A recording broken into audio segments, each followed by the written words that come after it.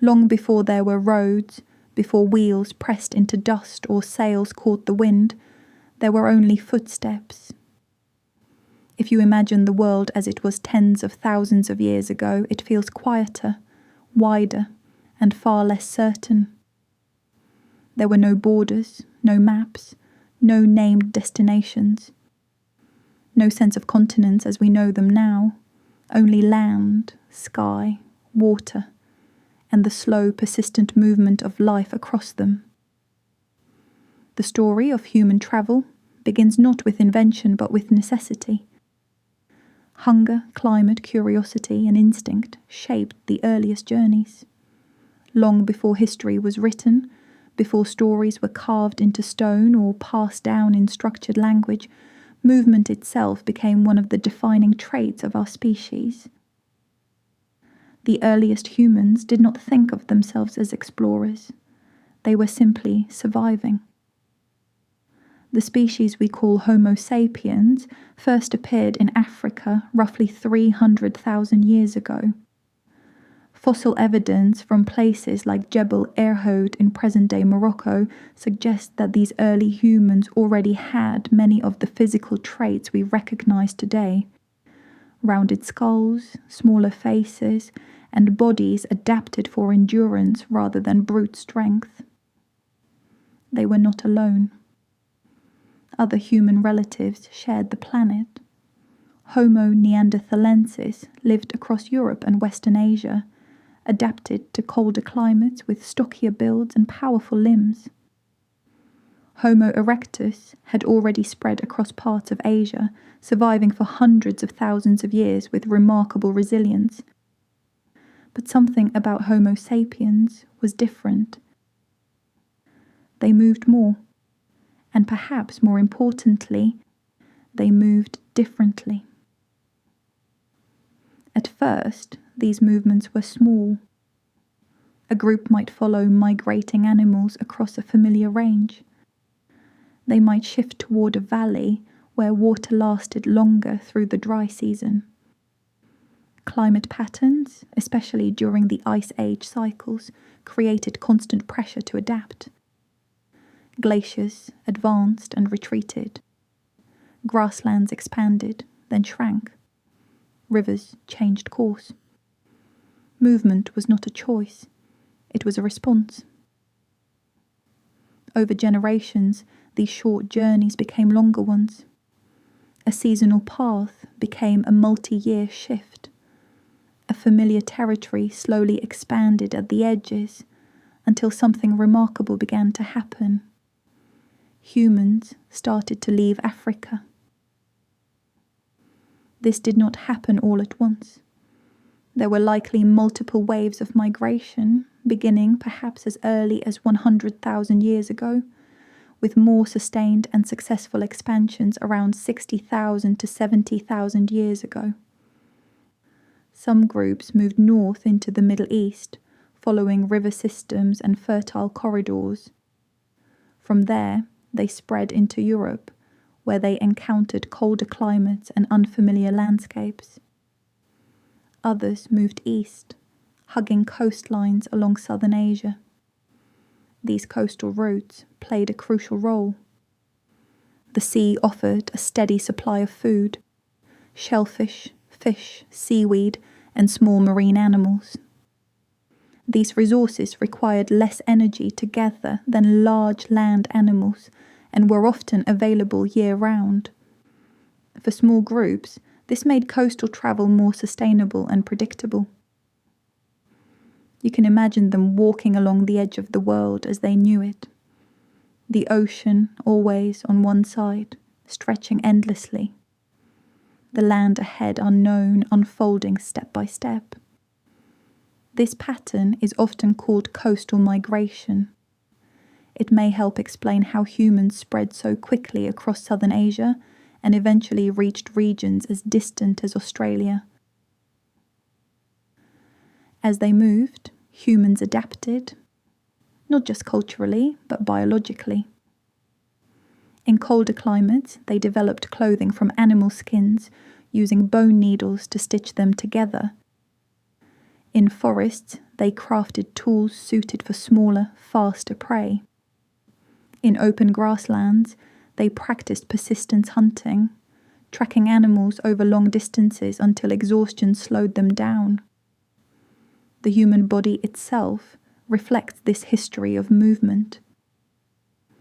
We are not the fastest animals, nor the strongest, but we are uniquely built for endurance.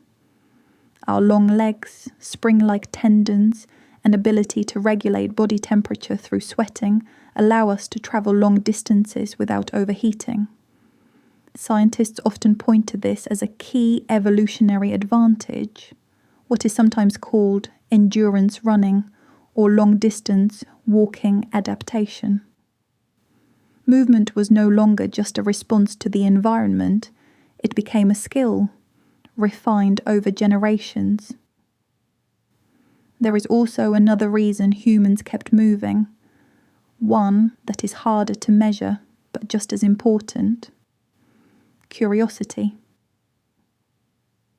Even in these early migrations, there are signs that not all movement was driven purely by survival. Some groups entered harsher regions where resources were less predictable. Others crossed natural barriers that could have been avoided. It suggests something deeper, a quiet pull toward the unknown. Not ambition in the modern sense, but a willingness to see what lies beyond the next ridge, the next river, the next horizon. As humans spread, they encountered other human species. In Europe and parts of Asia, Homo sapiens met Neanderthals. For a long time, scientists debated what these encounters looked like. The evidence now suggests a complex picture. There were likely moments of conflict and competition over resources. But there were also periods of coexistence and even connection. Genetic studies show that many people today carry a small percentage of Neanderthal DNA, a trace of ancient encounters preserved in our bodies.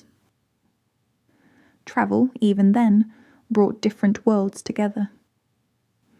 Over time, Homo sapiens became the dominant human species.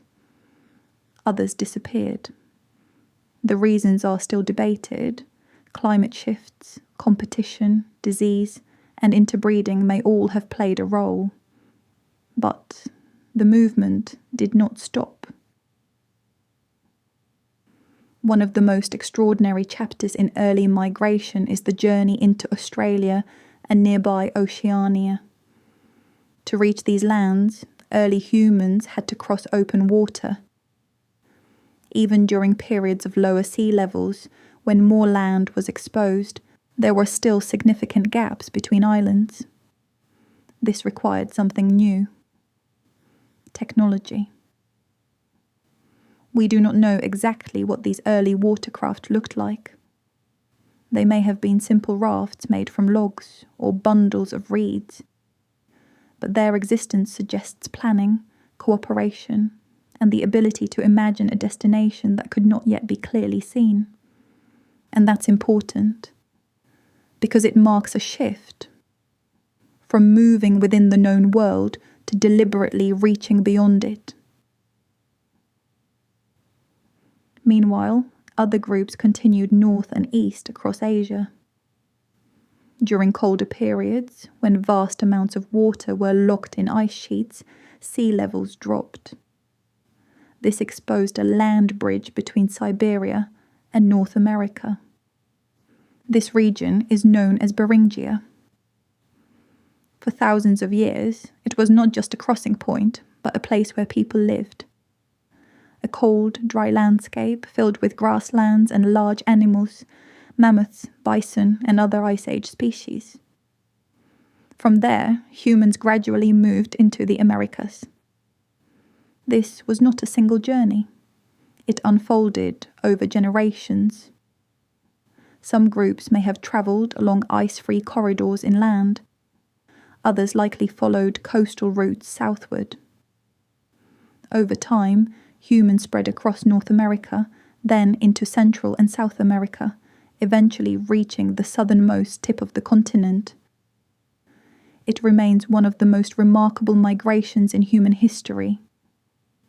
From Africa to the far edges of the world, without maps, without written language, guided only by memory, instinct, and shared knowledge.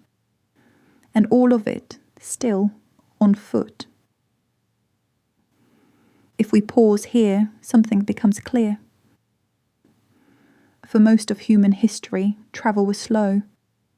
It was measured in steps, in days, in changing seasons. There was no separation between travel and life. To move was to live. To stay still for too long could mean danger, depleted resources, changing climates, or unseen threats. This shaped not only the human body, but also the human mind. Early humans developed strong spatial memory. They remembered water sources, migration paths, safe shelters. Knowledge was passed down through stories, gestures, and shared experience. A landscape was not just seen. It was known, remembered, and revisited. Memory became a kind of map. Even today, that connection remains. When you travel somewhere new, there is often a quiet sense of recognition, not of the place itself, but of the act, of moving through space, of noticing small details, of adjusting slowly to the unfamiliar. It feels natural, because it is. As migrations continued, cultures began to take shape. Language developed more complexity. Tools became more refined. Stone blades, hunting weapons, fire-making techniques. Groups began to form identities tied to regions, even as they continued to move. This marks another subtle shift. Movement and settlement began to exist together. Humans did not stop travelling, but they also began to stay, at least for a while. Seasonal migration patterns developed. Some groups returned to the same valleys, the same rivers, the same coastlines year after year.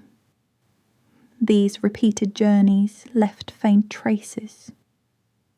Paths. Not roads in the way we think of them today, but remembered routes, worn lightly into the land by generations of footsteps. In a way, the first roads were not built. They were remembered. By the end of the prehistoric period, humans had reached nearly every habitable part of the planet. They had crossed deserts, climbed mountains, navigated forests, and moved across open water. They had adapted to climates ranging from tropical heat to freezing cold. And yet, the reasons for movement had not fundamentally changed. They moved for survival, seeking food, water, and safer conditions. They moved for opportunity, searching for better places to live. And sometimes they moved for reasons that are harder to define. A quiet restlessness, a pull toward something just beyond the known. These motivations remain with us. What will change in the chapters ahead is how we move. The invention of tools, then wheels, then roads, then ships, and eventually engines will transform travel into something faster, broader, and more deliberate. Distances will shrink. Journeys that once took generations will take months, then days, then hours. But underneath all of that, the same impulse continues. The first migrations were not guided by technology. They created the need for it. Every road, every vehicle, every method of travel that comes later can be traced back to those early steps across open land, to the decision repeated again and again keep going. And so, as this story moves forward, it's worth remembering that before there were roads connecting the world, there were people willing to walk into the unknown. Slowly, quietly, one step at a time.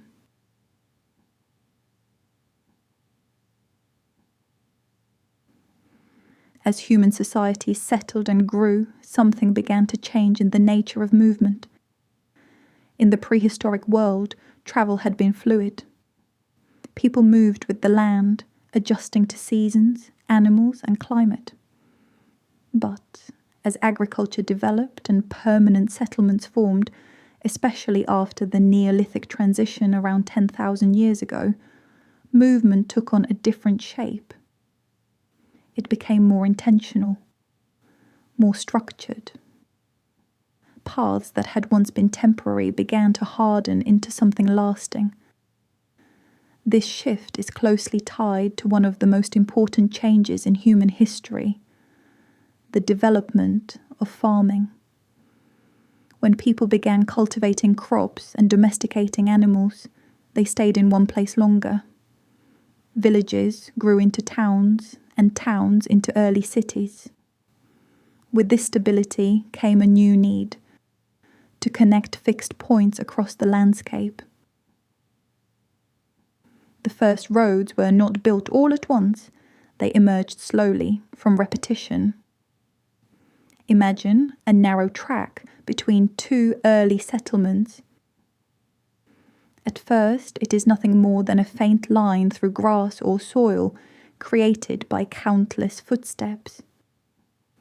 Over time, as more people travel the same route, trading goods, visiting family, exchanging knowledge, the ground compacts.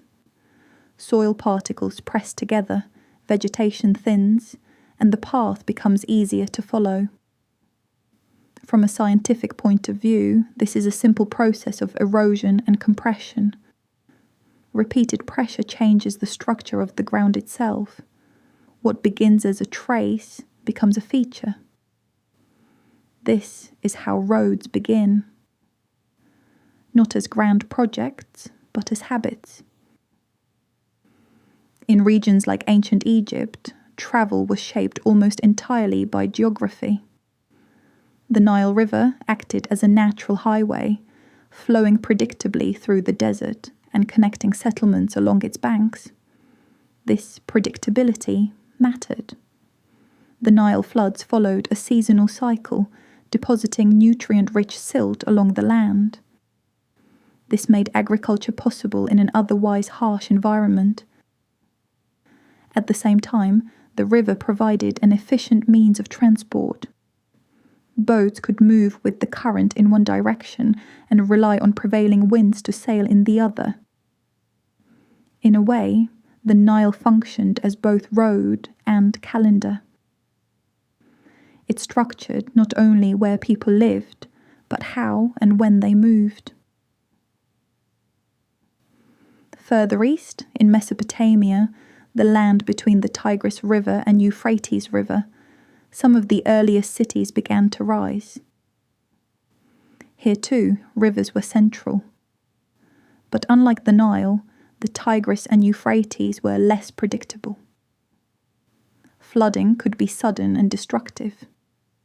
This uncertainty pushed societies to develop more complex systems of control, irrigation channels, levees, and eventually structured land routes.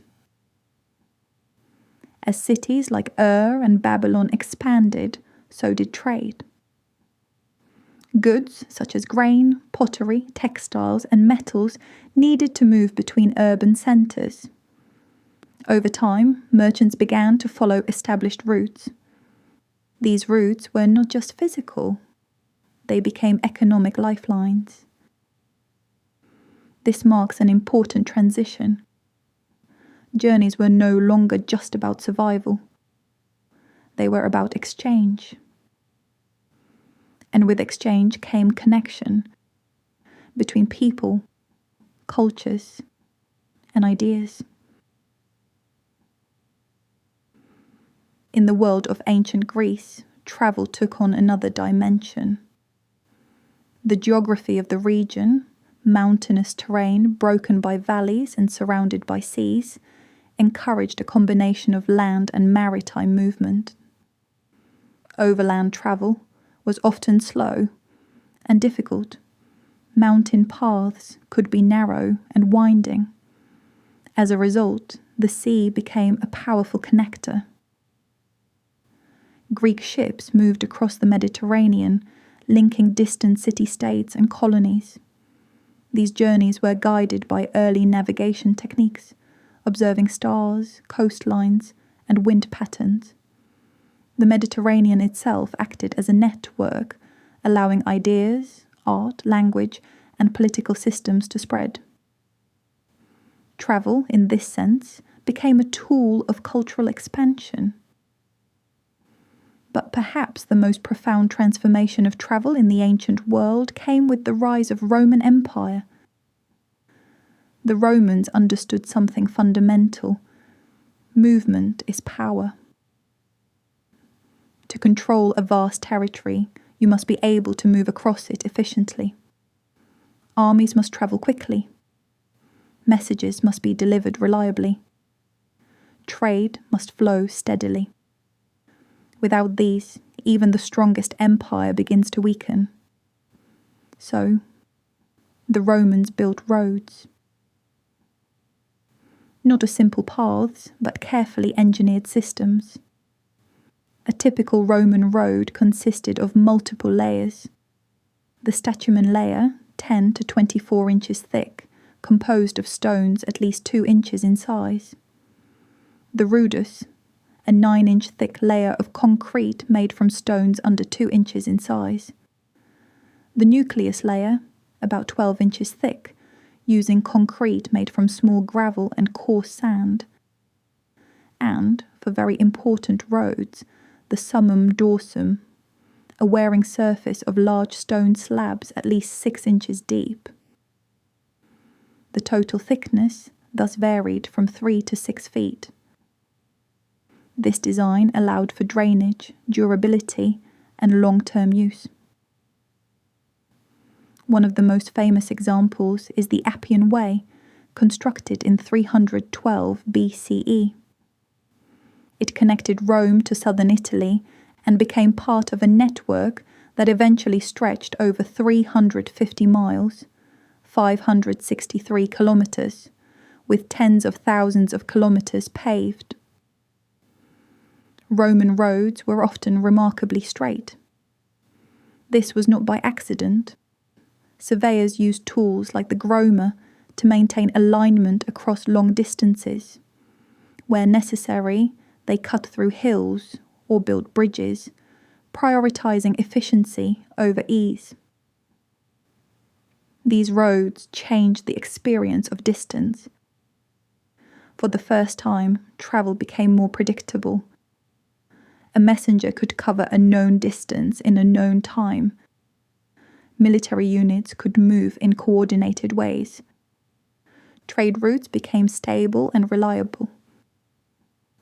The Romans even developed an early form of state-sponsored communication system, known as the cursus publicus. It included way stations where travellers could rest, change horses, and continue their journey. This introduced something new. Infrastructure designed not just for movement, but for continuity. And with this came a psychological shift. When roads are stable and well maintained, the world begins to feel smaller. Places that once seemed distant become reachable. Journeys can be planned rather than improvised. Travel begins to separate from pure necessity. It becomes something that can be chosen. At the same time, other parts of the world were developing their own systems of connection. In ancient China, large-scale infrastructure projects linked distant regions. Early road networks expanded during dynasties such as the Qin and Han. These roads supported administration, military movement, and trade across vast territories. Waterways were equally important. Early sections of what would become the Grand Canal allowed goods, especially grain, to move efficiently between agricultural regions and population centres. In South Asia, long-distance trade routes connected cities across the Indian subcontinent. These routes facilitated the movement of spices, textiles, precious stones, and ideas, including religious and philosophical traditions. Across these different civilizations, a shared pattern emerges. Where there is complexity, there is movement. And where there is movement, there is innovation. The wheel, first developed earlier in human history, became more widely used in transport during this period. Carts and chariots allowed goods and people to move more efficiently across land. Animals played a crucial role. Horses, donkeys, and oxen extended human capability. They could carry heavier loads, travel longer distances, and maintain steadier speeds. From a biological perspective, this represents a form of energy transfer, humans leveraging the metabolic power of other species to extend their own reach. Again, we see a pattern. Human intention, supported by tools and partnerships, expands the range of movement. There is also a quieter change taking place. Travel begins to carry meaning beyond function. Pilgrimages appear in multiple cultures, journeys undertaken for spiritual reasons. These are not strictly necessary for survival or trade. They are motivated by belief, by identity, by a sense of connection to something larger. Merchants travel not only for goods, but for opportunity. Messengers carry not just information, but authority. Travellers begin to experience the world, not just move through it. Movement becomes layered, practical, social, political, and symbolic. And yet, despite all these developments, travel remains slow by modern standards. Journeys take days, weeks, sometimes months. Weather, terrain, and uncertainty still shape every trip. But something fundamental has changed. The world is no longer a collection of isolated places. It is becoming a network. Roads, rivers, and sea routes connect distant regions into systems. Goods travel farther. Information spreads more quickly. Cultures interact in ways that were once rare. And with each connection, the human understanding of the world expands. If we return to that quiet human impulse introduced in the first chapter, the instinct to move, we can see how it is evolving. In the prehistoric world, movement was shaped by survival and instinct. In the ancient world, it becomes structured. It is shaped by societies, economies, and systems of power. It is supported by engineering, animals, and organized networks, but the core remains unchanged. Humans move because they need to. Humans move because they want to. And increasingly, humans move because they can.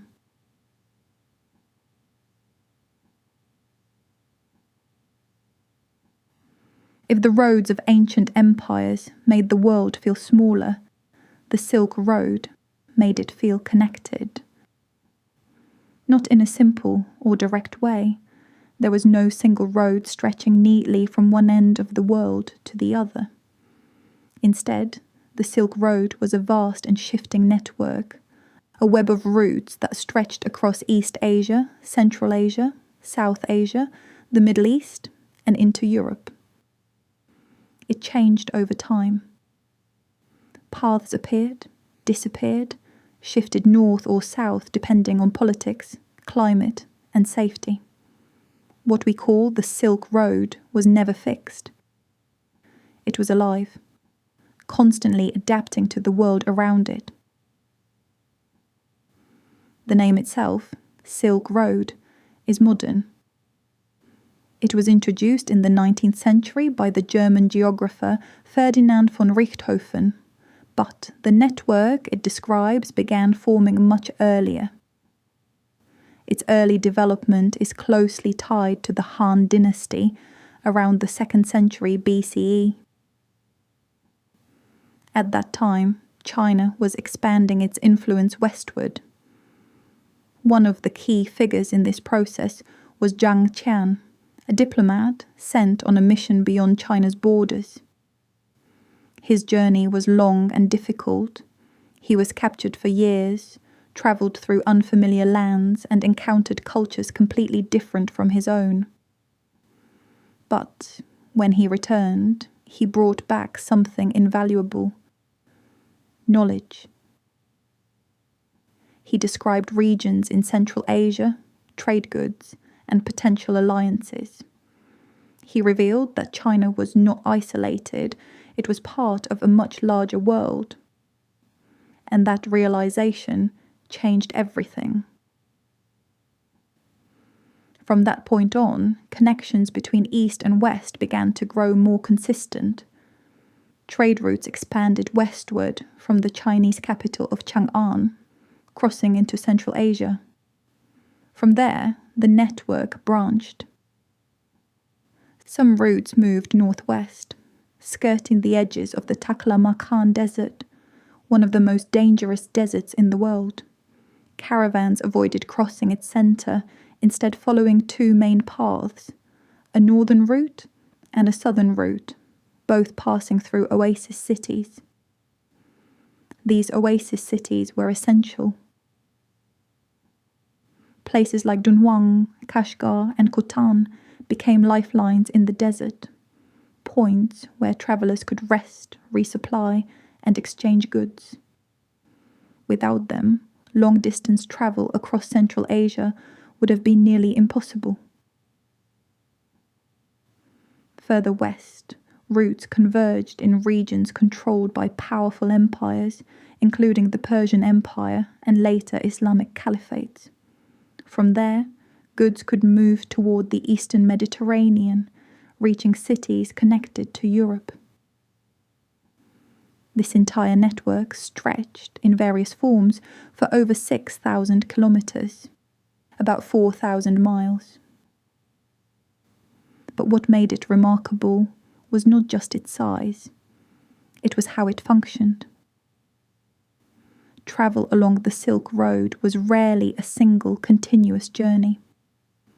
A merchant from China would not typically travel all the way to Europe.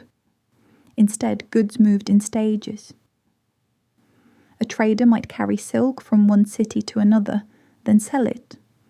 Another trader would take it further, and another after that. In this way, objects crossed continents, even if the people carrying them did not. Silk became the most famous of these goods. Produced in China through a carefully guarded process, silk was lightweight, strong, and valuable. It became highly desirable in the West, especially in the Roman Empire, where it was associated with wealth and status. But silk was only one thread in a much larger exchange. Spices from India and Southeast Asia moved westward. Horses from Central Asia were traded eastward into China.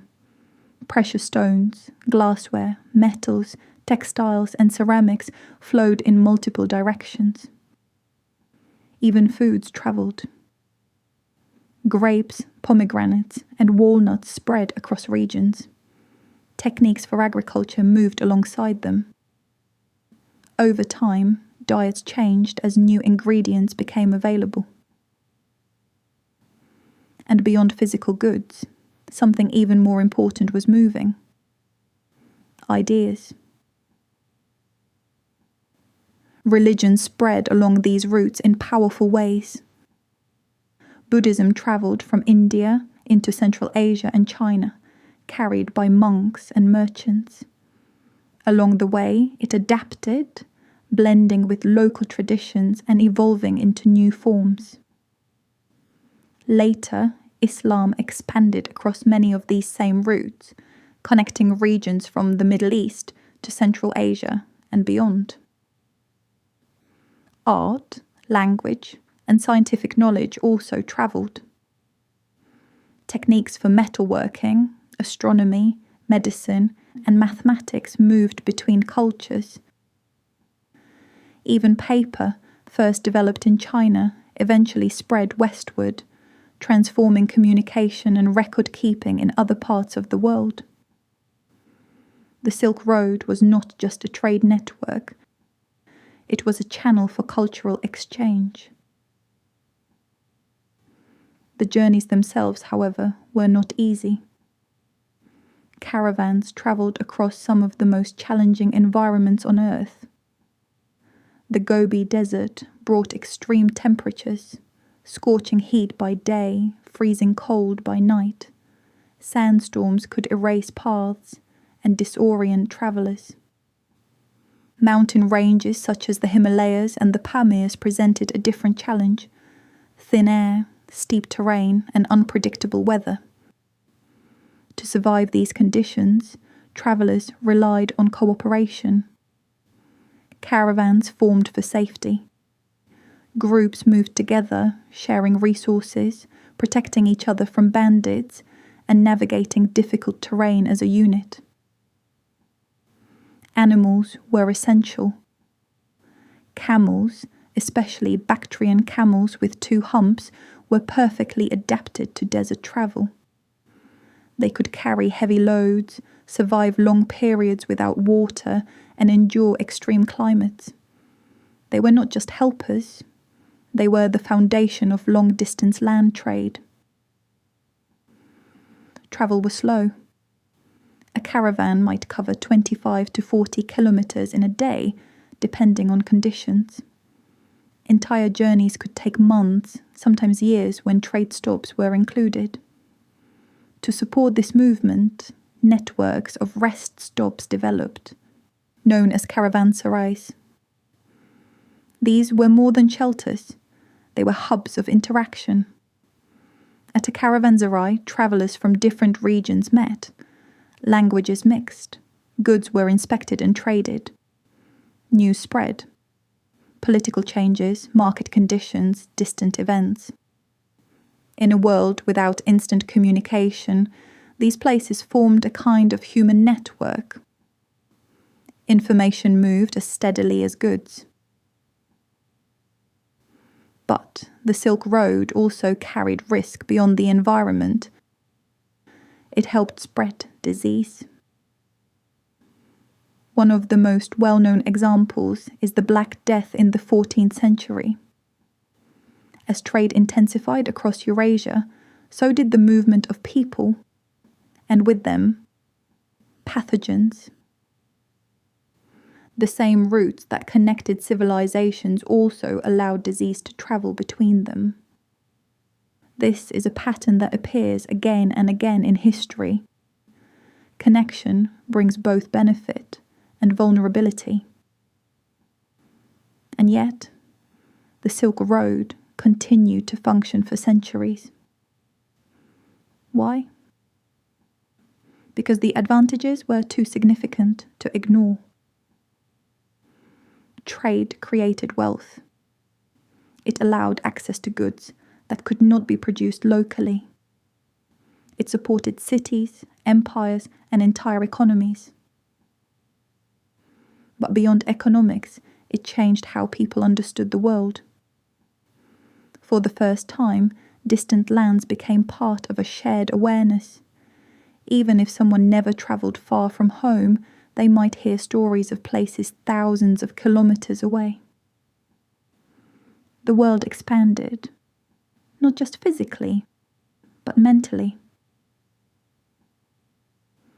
Among the many travellers linked to this network, one name became especially well known: Marco Polo. In the 13th century, he travelled from Europe to the court of Kublai Khan, ruler of the Mongol Empire. His journey followed routes shaped and stabilized in part by Mongol control, which created a period of relative safety known as the Pax Mongolica. His accounts described cities, customs, and systems that were unfamiliar to European audiences. Whether every detail was accurate is still debated, but that is not the most important part. What mattered was the effect. His stories made distant places feel real.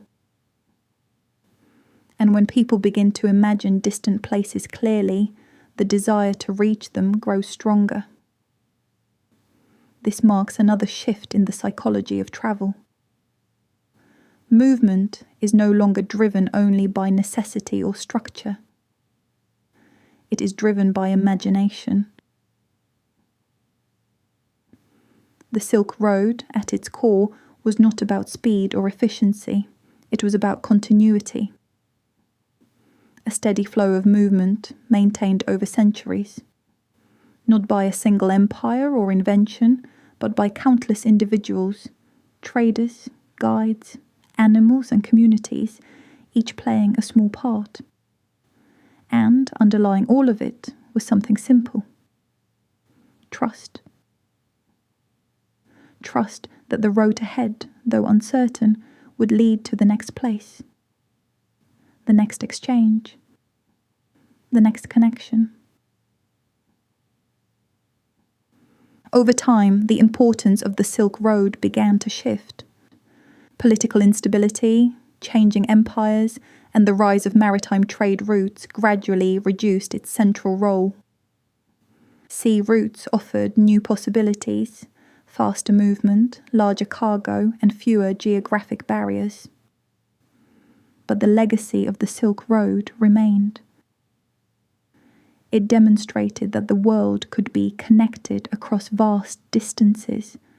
It showed that movement could link cultures, economies, and ideas into something larger than any one place. It turned travel into a bridge. And it reinforced something that has been present since the earliest migrations. Humans are not meant to remain entirely still. Even when the journey is long, even when the path is uncertain, there is a quiet, steady pull to move, to connect, to discover, to reach beyond what is known. As this chapter settles, you can imagine the slow rhythm of a caravan crossing the desert, the soft sound of footsteps in sand, the steady pace of camels moving forward, guided by memory, stars, and the promise of the next oasis. No rush, no urgency, just movement, continuing across time.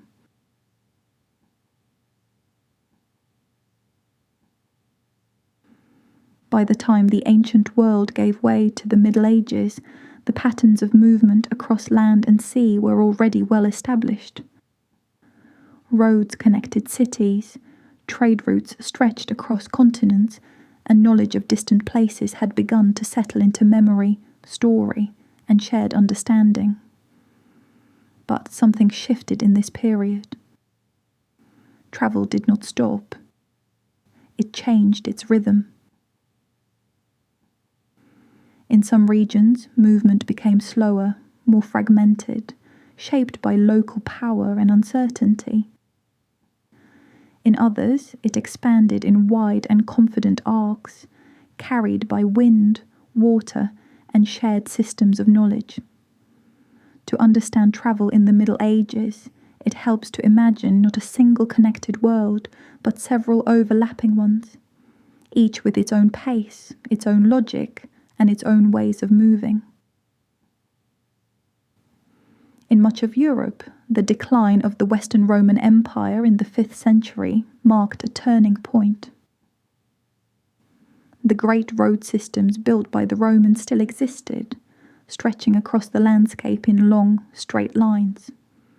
But, without centralized maintenance, many began to deteriorate.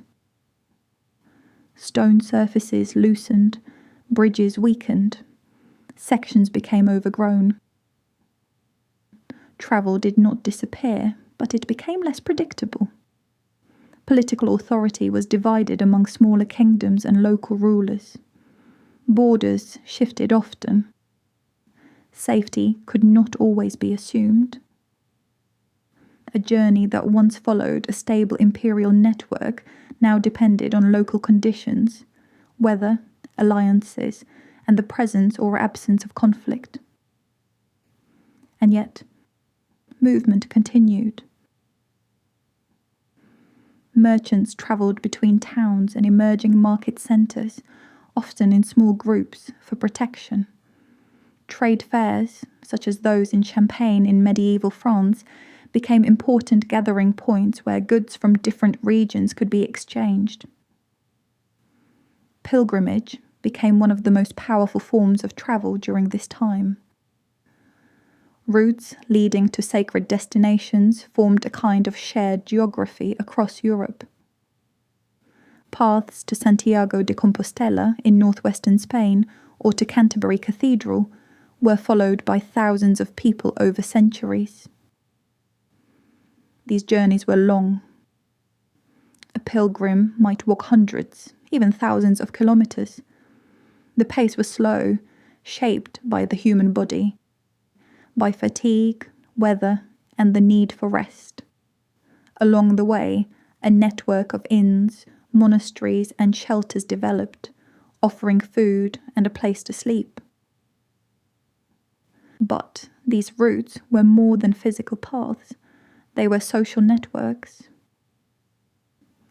Travellers shared stories, advice, and warnings. Information spread not through written systems alone, but through conversation. In a world where maps were rare and often symbolic rather than precise, knowledge lived in people. Further north, a very different kind of movement was unfolding. The Vikings, originating from Scandinavia, developed one of the most advanced maritime cultures of the medieval world. Between the 8th and 11th centuries, they travelled across vast distances, reaching the British Isles, mainland Europe, parts of the Mediterranean, and even North America. Their success depended on their ships. Viking longships were long, narrow, and flexible, built with overlapping wooden planks that allowed them to absorb the movement of waves. Their shallow draft meant they could travel not only across open seas, but also far inland along rivers. This gave them a unique advantage. They were not limited by existing infrastructure. They could move between sea and land with ease, navigating coastlines, rivers, and estuaries as a continuous system. Navigation during this time relied on careful observation. Sailors watched the position of the sun during the day and the stars at night. They studied wave patterns, wind direction, and the flight paths of birds, which often indicated nearby land. There is also evidence suggesting the use of sunstones, likely crystals such as calcite, which can help detect the position of the sun even when it is hidden behind clouds. While still debated, this possibility highlights how closely navigation was tied to natural science, light, reflection, and atmospheric conditions. Movement across the sea was not random. It was practiced, precise, and deeply learned. While parts of Europe experienced fragmentation, other regions became more connected than ever. across the Islamic world, stretching from the Iberian Peninsula in the west to Central Asia in the east, a vast network of trade and travel developed. This region was not always politically unified, but it shared important cultural and practical systems. A common language, Arabic language, allowed merchants, scholars, and officials to communicate across long distances. Cities such as Baghdad and Cairo became major centers of learning, trade, and movement. Roads and caravan routes were maintained, and inns, similar to earlier caravanserais, supported travellers moving across deserts and urban regions alike. One of the most remarkable travellers of this period was Ibn Battuta. In the 14th century, he set out from Morocco on a pilgrimage to Mecca, but the journey did not end there. Over nearly 30 years, he travelled across North Africa, the Middle East, East Africa, Central Asia, India, Southeast Asia, and China. His routes followed established networks, both overland and maritime. His accounts reveal something important. The medieval world in many regions was already deeply connected, not through a single empire, but through overlapping systems of trade, religion, and shared knowledge. One of the most important spaces for movement during this time was the Indian Ocean. Unlike the unpredictable Atlantic that later challenged European explorers, the Indian Ocean had a rhythm that could be understood. This rhythm came from the monsoon winds. These seasonal wind patterns shift direction at different times of the year. During one season, winds blow consistently in one direction, allowing ships to travel from East Africa and Arabia toward India and Southeast Asia. Months later, the winds reverse, allowing for the return journey. This created a predictable cycle. Sailors did not fight the wind. They worked with it. From a scientific perspective, monsoons are driven by temperature differences between land and sea, creating a large-scale air movement. But for medieval sailors, this was not theory, it was experience, passed down through generations. Ports along these routes became centres of exchange. Cities like Calicut on the west coast of India and Malacca in Southeast Asia grew into major hubs where goods, cultures, and people converged. Ships during this period became more advanced. The use of lateen sail allowed vessels to sail not only with the wind but at angles to it. This increased manoeuvrability and expanded the range of possible routes. Navigation also improved with the gradual spread of tools like the magnetic compass, first developed in China and later adopted more widely. Again, a familiar pattern appears. Human need and curiosity drive movement. Knowledge and technology respond. Even in regions where travel remained difficult, movement continued. In East Asia, especially under the Song dynasty, internal trade expanded rapidly. Rivers, canals, and roads formed dense networks connecting cities and agricultural regions. The movement of goods supported growing populations. The movement of people supported the exchange of ideas. Travellers moved for many reasons. Trade remained central. Goods carried value, and moving them created opportunity. Religion drew people across vast distances. Pilgrimages to sacred sites shaped entire roads. Learning played its part. Scholars travelled to study in distant cities, bringing knowledge back with them.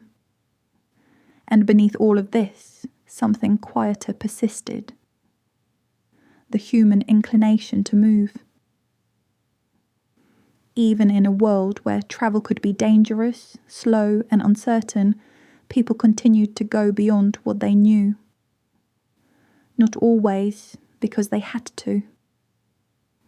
Sometimes because they chose to.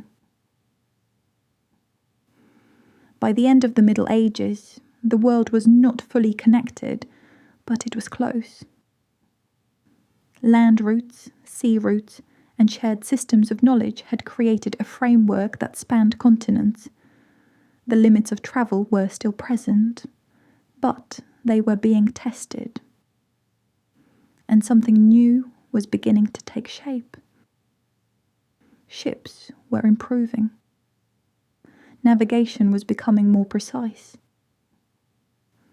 And the idea of moving beyond known routes, out into open, unmapped space, was beginning to take hold.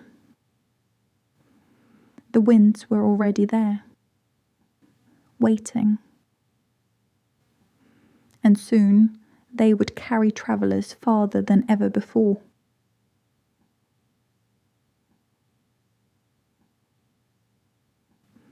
By the late Middle Ages, much of the known world was already connected through land routes and regional seas. Traders, pilgrims, and scholars moved between continents, carrying goods and ideas along established paths. But these routes, though vast, still followed the shape of the land. Oceans, for the most part, remained edges. They were crossed in certain regions, the Mediterranean, the Indian Ocean. But beyond these familiar waters lay something far less certain. The open Atlantic in particular was vast and difficult to understand. Its winds, currents, and weather patterns were only partially known. Its scale was almost impossible to imagine. And yet, by the 15th century, something began to shift. A combination of curiosity, competition, and necessity pushed certain societies, especially in Western Europe, toward the sea. One of the strongest forces behind this shift was trade. For centuries, valuable goods such as spices, silk, and precious metals had travelled from Asia into Europe through long and complex networks. These routes often passed through regions controlled by powerful intermediaries, including merchants connected to the Ottoman Empire, especially after the fall of Constantinople in 1453. Access became more difficult.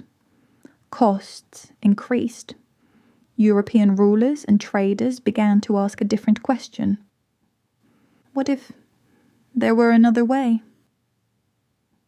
If a direct sea route to Asia could be found, one that avoided these controlled land routes, it could reshape trade entirely. This idea required more than ambition. It required new ways of moving. The ships of this period began to change. One of the most important designs was the caravel, a small, highly manoeuvrable vessel used by Portuguese sailors. It combined square sails, useful for speed with the wind, and lateen sails, which allowed movement against it. This was crucial.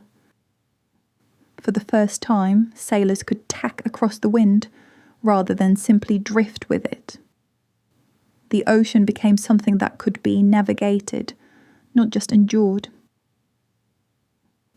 Navigation itself became more precise. The magnetic compass, first developed in China, allowed sailors to maintain direction even when land was no longer visible.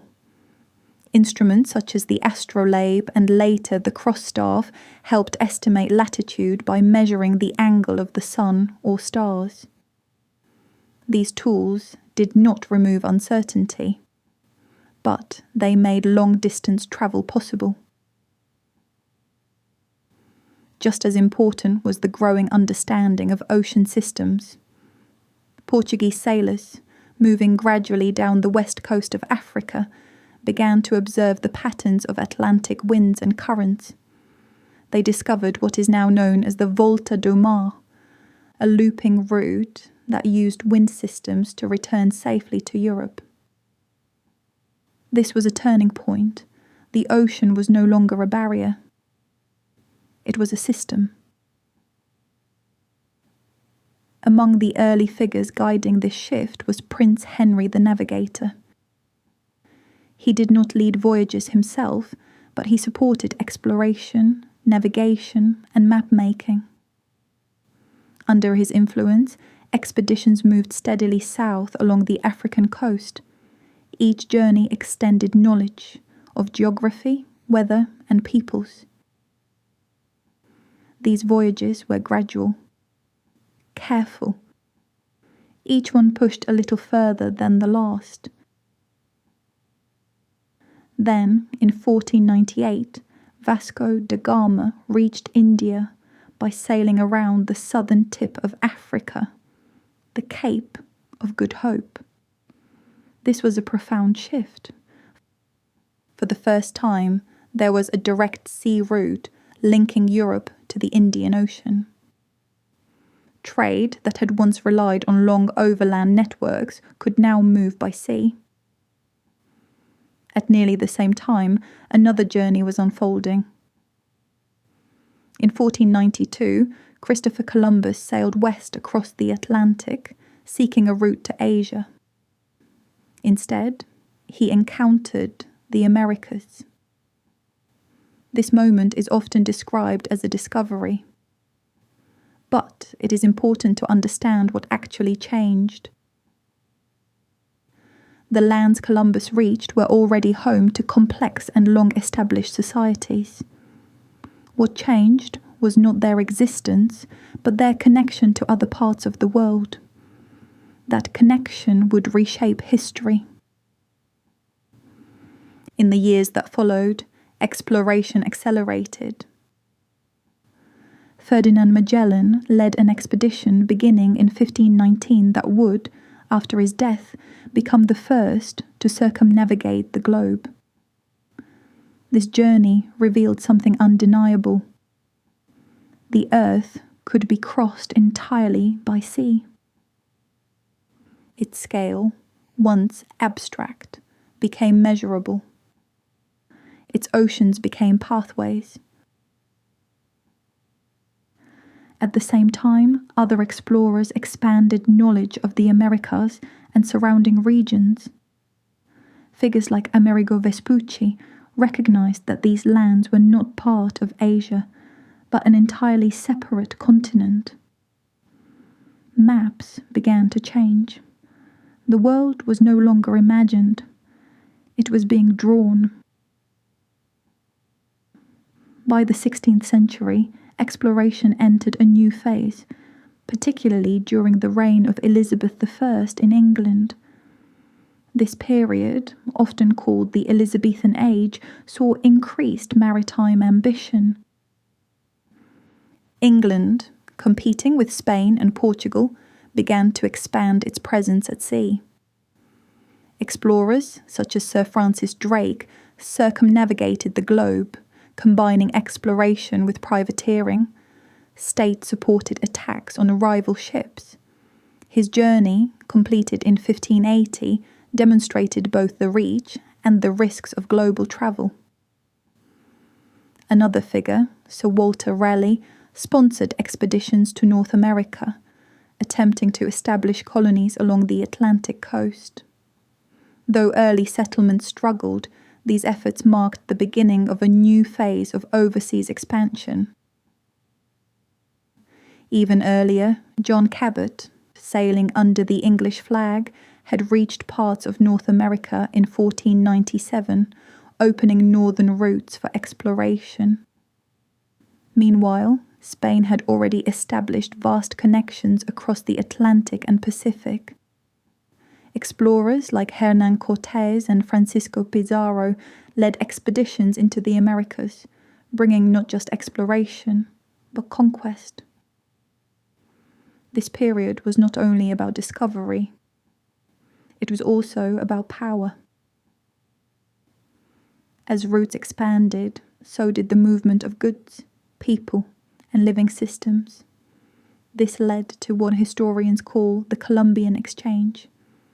Plants, animals, and foods moved between continents. Crops like maize, potatoes, and tomatoes spread across Europe, Asia, and Africa. Horses, cattle, and wheat moved into the Americas. From a scientific perspective, this was a massive ecological shift. Species that had evolved separately for thousands of years were suddenly brought together. Ecosystems changed. Diets changed. Populations grew in some regions as new food sources increased stability. But this exchange was not only beneficial. Diseases also travelled. Pathogens carried by Europeans spread rapidly among indigenous populations in the Americas, who had no prior exposure or immunity. The effects were devastating. Movement, once again, carried both connection and consequence. At the same time, the transatlantic slave trade began to expand. Millions of Africans were forcibly transported across the Atlantic under brutal conditions. This was not movement driven by curiosity or opportunity. It was movement enforced by systems of power and exploitation. It is an essential part of the story, because travel and migration are not always expressions of freedom. They can also be shaped by control, inequality, and force. And yet, even within this complexity, the experience of movement remained deeply human. For some, the sea offered opportunity, wealth, status, knowledge. For others, it brought loss and displacement. The same ships carried entirely different journeys. As exploration continued, maps became more accurate. Coastlines were charted, ocean routes were refined. Knowledge accumulated. But something interesting happened. The more the world became known, the more the desire to explore grew. Each new horizon did not end curiosity. It extended it. Technology made these journeys possible. Ships, instruments, navigation techniques, but it was human intention that gave them direction. Trade, ambition, faith, curiosity. Together they transformed movement. Journeys that once followed land now crossed entire oceans. Distances that had once seemed unimaginable became part of regular travel. The world, once experienced in fragments, began to take on a more unified shape. And yet, even as everything expanded, something remained unchanged. A ship leaving harbour. The slow movement into open water. The shoreline fading behind it. And ahead, only horizon. In that moment, despite all the advancements, the traveller is not so different from those early humans standing at the edge of a coastline, looking out into the unknown. The tools have changed. The scale has changed, but the feeling, that quiet, steady pull to go further, remains.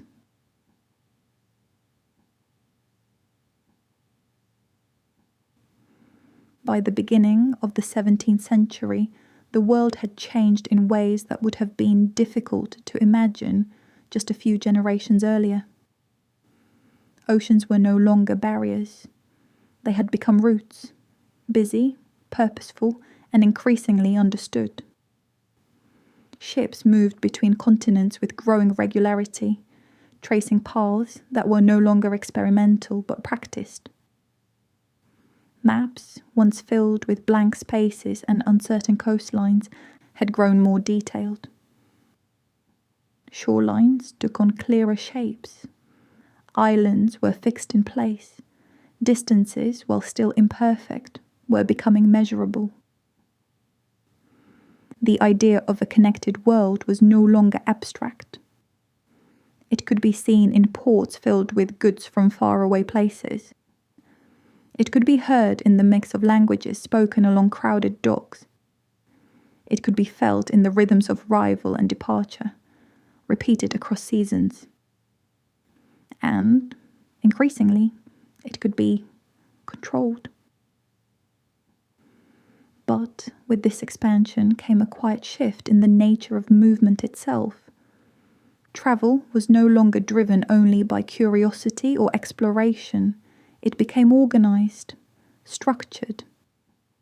In many cases, directed by powerful institutions that shaped where people went, when they went, and why.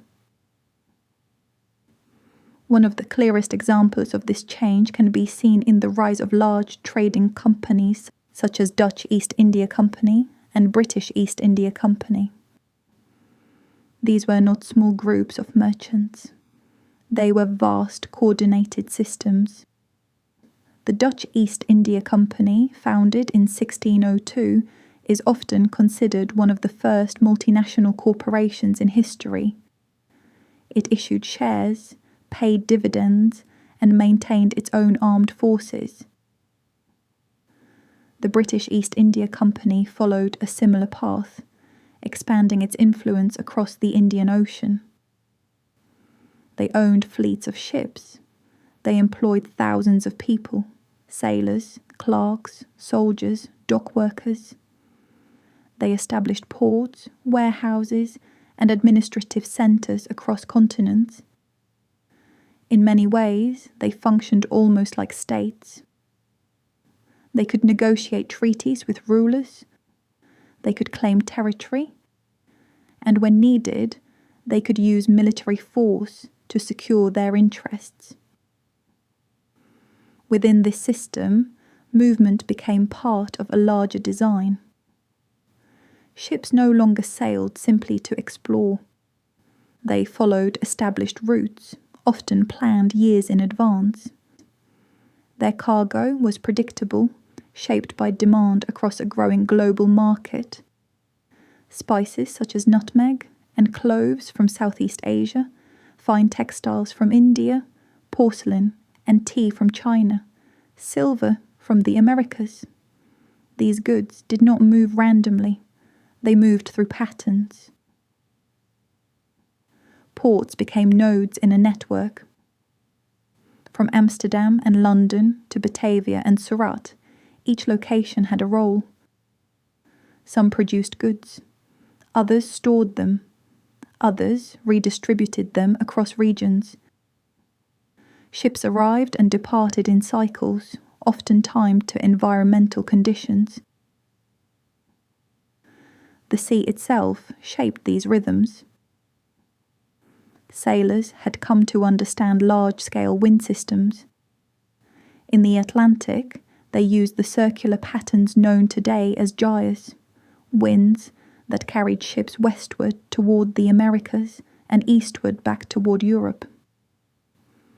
In the Indian Ocean, the monsoon winds reversed direction with the seasons, allowing ships to travel outward and return at predictable times of year. This knowledge was not theoretical. It was practical, learned through observation and experience, passed from one generation of sailors to the next. Travel became more regular, more expected. This did not remove danger. Storms still formed suddenly. Ships could still be lost, but uncertainty began to narrow. Routes were known. Timing was understood. The sea, while still powerful, had become more familiar. At the same time, ships themselves continued to evolve. One notable example was the Dutch Vloot, a cargo vessel designed with efficiency in mind. It had a wide hull for carrying goods, but a relatively narrow deck, which reduced certain taxes based on deck width in some ports. It required a smaller crew than earlier ships, lowering costs. This was not accidental. Ship design was becoming more systematic. Builders began to rely on proportions, measurements, and repeatable methods. Hull shapes were refined to balance stability and speed. Rigging systems improved, allowing sailors to adjust sails more precisely to changing winds. Over time, shipbuilding began to shift from craft based mainly on tradition to a practice supported by accumulated knowledge. Navigation also advanced. The magnetic compass became standard equipment, allowing sailors to maintain direction even when landmarks were not visible. Mariners relied on increasingly accurate charts, including portolan charts that mapped coastlines, ports, and compass directions with remarkable detail. Instruments improved as well. Devices like the backstaff allowed sailors to measure the angle of the sun without looking directly at it, reducing eye strain and improving safety. Crossstaffs and early quadrants served similar purposes. By measuring the height of the sun at noon or the position of certain stars at night, sailors could estimate their latitude, their north-south position. Longitude, however, remained a challenge. Without precise timekeeping, determining east-west position at sea was extremely difficult. Sailors relied on dead reckoning, estimating position based on speed, direction, and time travelled. This method accumulated errors over long distances. So even in a world that appeared more precise, a layer of uncertainty remained beneath the surface. And alongside this growing structure, another pattern became clearer: control.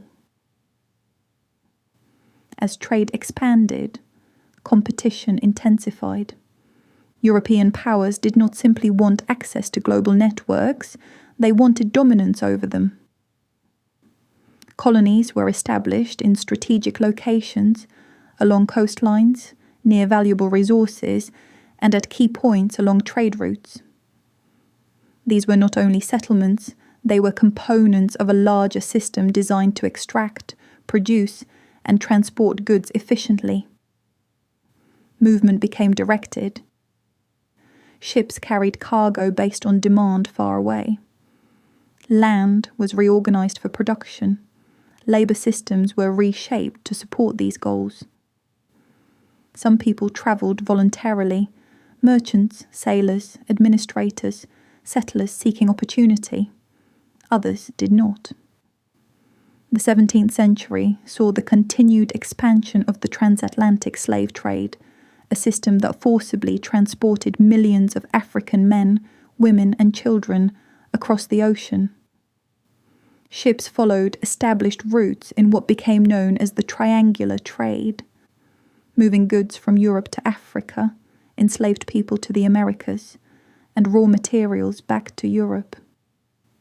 Movement, in this context, was not exploration. It was imposed. This is an essential part of the story. Because as travel becomes more structured, it also becomes more unequal. The same routes that create wealth and opportunity for some can remove freedom from others. And yet, even within this increasingly controlled system, curiosity did not disappear. It changed form. The 17th century is often associated with the scientific revolution, a period in which people began to study the natural world in more systematic and mathematical ways. Figures like Galileo Galilei and Isaac Newton were not explorers of land or sea in the traditional sense, but they explored something just as vast: the rules underlying the physical world. Galileo used improved telescopes to observe the moons of Jupiter, the phases of Venus, and the rough surface of the moon.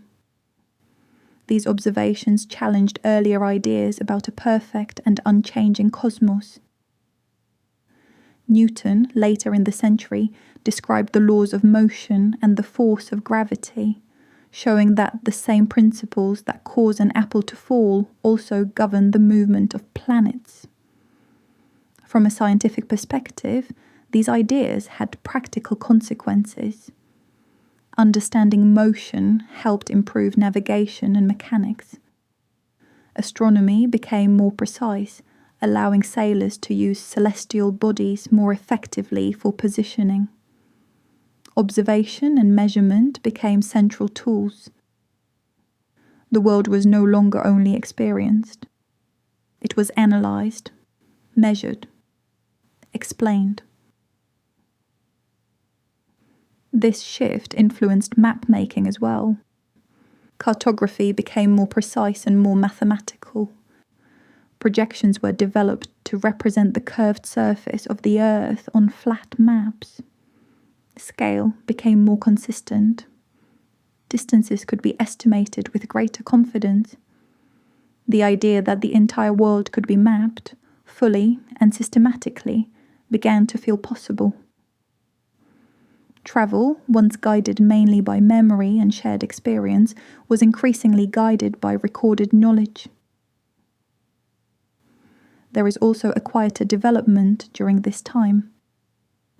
The idea of travel as a personal experience begins to take clearer shape. Among certain groups in Europe, especially the wealthy, travel became part of education. Young men embarked on journeys across the continent in what came to be known as the Grand Tour. They visited cities such as Paris, Venice, and Rome. They studied art, architecture, language, and culture. They observed different ways of living. This was not travel for survival, not purely for trade. It was travel for understanding, for perspective, for experience. This marks a subtle but important shift. The world is no longer just something to move through. It becomes something to observe, to interpret, to learn from. And yet, despite all these changes, travel in the 17th century remained slow. A voyage from Europe to Asia could take many months, sometimes close to a year, depending on conditions. Ships depended entirely on wind. Storms could delay or destroy journeys.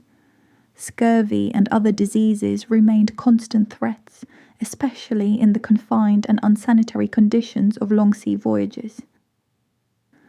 But the difference lies in expectation. Travellers now had a clearer sense of direction. They knew the routes. They understood seasonal patterns. They relied on maps, instruments, and accumulated knowledge. The unknown had not disappeared, but it had been reduced. And where the unknown becomes smaller, confidence begins to grow. This confidence, built on knowledge, structure, and control, would continue to expand. In the centuries ahead, new technologies would begin to reshape movement even more dramatically. Wind would eventually give way to steam. Navigation would become more precise. Journeys would become faster. Distance would begin to shrink. But here, in the 17th century, something foundational is taking shape. A world connected not just by routes, but by systems. A world where movement is no longer only a response to need or curiosity, but part of something larger. Organised, directed, and steadily expanding.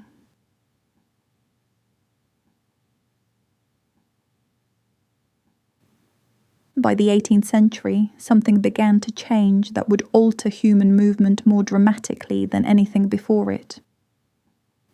Until this point, travel had always depended on natural forces or living strength. Wind filled sails. Animals pulled carts. Human bodies carried themselves across land.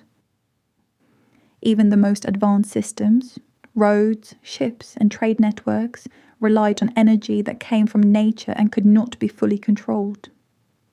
Now, for the first time, humans began to create motion from machines. This shift did not happen suddenly. It unfolded slowly, through decades of experimentation, observation, and refinement. Small improvements accumulated. Ideas spread between inventors, engineers, and craftsmen. Over time, these changes came together in what we now call the Industrial Revolution. At its centre was a simple but powerful idea. Energy could be harnessed, stored, and released in a controlled, repeatable way. One of the key figures in this transformation was James Watt. Steam engines existed before his time, used mainly to pump water out of mines, but they were inefficient, consuming large amounts of fuel for relatively little output. Watt's improvements in the late 18th century, especially the introduction of a separate condenser, made the steam engine far more efficient. This meant it could run longer, use less fuel, and operate in a wider range of settings. To understand why this mattered, it helps to pause for a moment on the science. A steam engine works by heating water until it becomes steam. As water turns into steam, it expands rapidly, increasing in volume and pressure. This expanding steam pushes against a piston or turns a wheel. When the steam cools and condenses back into water, the pressure drops, and the cycle can begin again. Heat becomes motion. This was a new kind of power.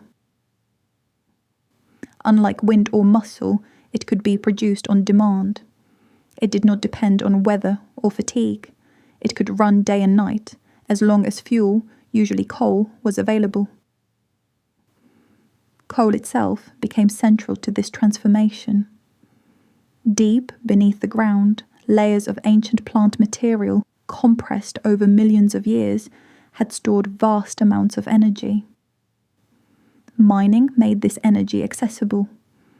Steam engines, in turn, made mining more efficient by pumping water out of deeper shafts. It was a reinforcing cycle. More coal powered more engines. More engines allowed more coal to be extracted. Energy, once diffuse and limited, became concentrated and scalable. At first, steam engines remained stationary. They powered textile mills, ironworks, and pumping systems. They drove spinning machines and looms, transforming raw fibers into cloth at unprecedented speeds. But it did not take long for people to ask a simple question. What if this power could move? The answer began to take shape on water. Steamships appeared along rivers and coastal routes. Early designs used paddle wheels turned by steam engines. Unlike sailing vessels, they did not rely entirely on wind. They could move upstream against currents, maintain steady speeds, and follow more predictable schedules. Rivers, long used as natural highways, became even more valuable. Journeys that once depended on favourable winds or strong rowing crews became more reliable. Goods could move in both directions with greater ease. Travel became less about waiting for conditions and more about planning. Soon, this idea extended beyond rivers to the open sea. Steamships began to cross oceans, at first supplementing sails, and later replacing them. The rhythm of maritime travel began to change. Regularity increased. Routes became more tightly scheduled. On land, the transformation was even more visible. The development of the steam locomotive marked a turning point in human movement. One of the key figures in this shift was George Stephenson, whose locomotives helped make rail transport practical and reliable. Railways were something entirely new. Instead of adapting to the landscape, they reshaped it.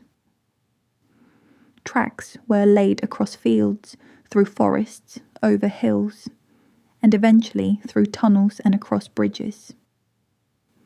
Iron rails reduced friction, allowing heavy loads to move with relatively little resistance. Steam locomotives pulled carriages and freight cars along these tracks with steady force. The combination was powerful. Controlled energy, reduced friction, directed movement. The railway changed how people experienced distance. Before, a journey between cities might take days by carriage, with stops for rest, food, and changing horses. Roads could be rough. Weather could slow progress. Now, that same journey could take hours. Movement became smoother, more predictable, less physically exhausting. Passengers no longer felt every bump in the road. Instead, they experienced a steady, rhythmic motion, the repeated turning of wheels on rails. There was also a new sensory experience. The sound of the engine, the hiss of steam, the steady pulse of motion. Travel began to feel mechanical. Time itself began to change. Railways required coordination. Trains needed to depart and arrive at specific times to avoid collisions and maintain efficiency. This led to the development of standardized time. Before this, towns kept their own local time based on the position of the sun. Noon was when the sun reached its highest point in the sky, and this varied slightly from place to place. With rail travel, this variation became a problem. Schedules demanded consistency. So time was synchronized across regions. Clocks were adjusted. Eventually, standard time zones were established, aligning large areas under a shared system of timekeeping. Movement and time became closely linked. There is also a deeper psychological shift here. When travel becomes faster and more reliable, distance begins to feel different. Places that once seemed distant become reachable. Journeys that required planning and effort become routine. The world does not physically shrink, but the experience of it changes. It feels smaller. This sense of a connected, compressed world continued to grow as railway networks expanded. In Great Britain, tracks spread rapidly, connecting industrial cities like Manchester and Birmingham with ports such as Liverpool. Across Europe and North America, railways followed similar patterns, linking centres of production with markets and resources. Goods moved faster. Markets expanded. Supply chains became more complex. Travel, once occasional, began to enter everyday life. At the same time, the Industrial Revolution created new reasons for people to move. Factories concentrated work in cities. Machines required operators. Industrial production required labour on a scale not previously seen. This led to large-scale internal migration.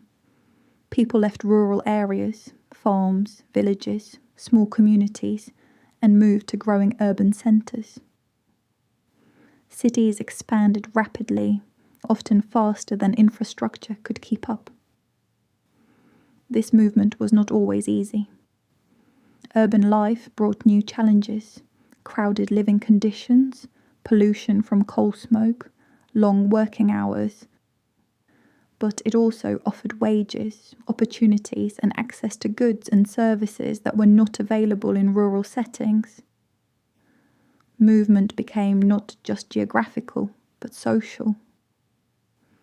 People were not only changing where they lived, they were changing how they lived. The relationship between humans and machines deepened. Steam engines powered transport, but also production. The same principles that moved trains drove factory machinery. Energy became the foundation of both movement and industry. And yet, human intention remained central. People decided where to build railways, which routes to prioritize, which regions to connect, and which to leave behind. Technology provided the means. Human choices shaped the outcome. There were, of course, limitations. Early steam engines were large and required constant fuel and maintenance. Railways demanded significant investment, tracks, stations, bridges, and ongoing repairs. Not all regions could adopt these systems at the same pace. Geography mattered, resources mattered, political decisions mattered. But where these systems took hold, the impact was profound. Travel became more accessible to a wider range of people. Not only elites or merchants, but workers, families, and ordinary individuals could move more easily between places. The act of travelling began to shift. It became less of an exceptional event and more of a possibility woven into daily life. And beneath all of this, something quieter was changing. The pace of life. When movement is slow, time feels extended.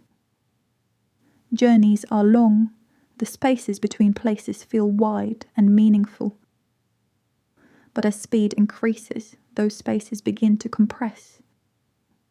Expectations shift. Waiting becomes less acceptable. Delays feel more noticeable. Efficiency becomes a value in itself. This change in pace affects not just travel, but thought. People begin to think in terms of improvement, how things can be made faster, smoother, more efficient.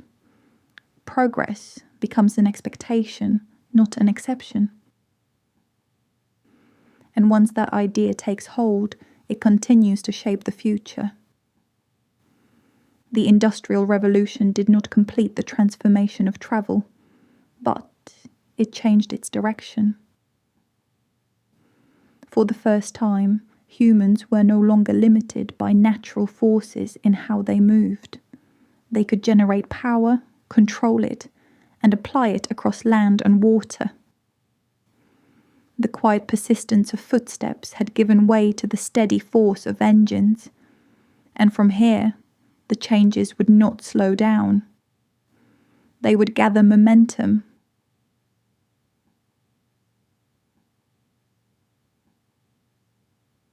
As the Industrial Revolution gathered momentum, the changes it introduced did not remain contained. They spread outward, shaping not only how people worked, but how they moved, how they thought, and how they understood distance itself. By the 19th century, the world was beginning to hum with motion. Railways, once experimental, expanded across continents. In Great Britain, across Europe, and into North America, networks of iron tracks stretched further each year, linking cities, ports, and industrial centres. What had begun as isolated lines became systems, dense, interconnected, and increasingly essential. These systems required coordination on a scale that had rarely existed before. Engineers surveyed landscapes, measuring gradients and distances. Bridges were built across rivers. Tunnels were carved through hills and mountains. Iron and later steel rails were laid with careful spacing to support heavy loads and repeated use. The railway was not just a machine. It was an environment built for movement. Travel by train became a defining experience of the age. Passengers sat in carriages pulled by powerful locomotives, watching landscapes pass by at speeds that would have seemed astonishing only decades earlier. Fields, forests, and towns blurred together, no longer separated by long days of travel, but by hours. For many, this was their first experience of sustained speed.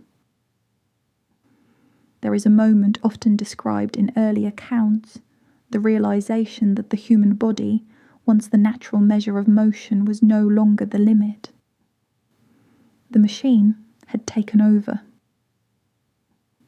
Steam locomotives converted heat into motion through expanding steam-pushing pistons, which turned wheels along steel rails.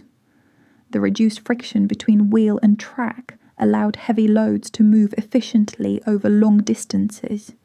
It was a careful balance of force and control. Too much speed could be dangerous. Too little made the system inefficient. Engineers refined braking systems, coupling mechanisms, and track design to maintain stability. And with this came a subtle shift in perception. The world did not just feel smaller, it began to feel continuous. Distance was no longer experienced as a series of obstacles, but as something that could be crossed in a single, uninterrupted motion, threaded together by steel. In the United States, the completion of the first transcontinental railroad in 1869 created a direct link between the East and West coasts.